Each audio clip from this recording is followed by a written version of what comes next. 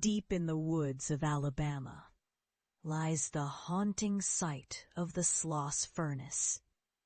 Once a bustling steel plant, now shrouded in eerie silence. In the early 20th century, this industrial giant was marked by dangerous working conditions and tragic accidents, claiming many lives. Workers report hearing ghostly clangs, the sound of machinery long silenced, echoing through the night air.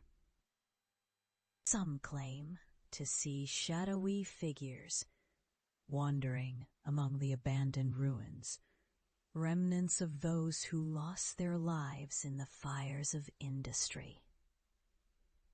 Visitors have experienced sudden cold spots, unexplained whispers, and fleeting apparitions that vanish when approached. Could the restless spirits of the past still be trapped here, lingering among the ghostly echoes of a bygone era? Are some places too haunted to ever be truly at rest?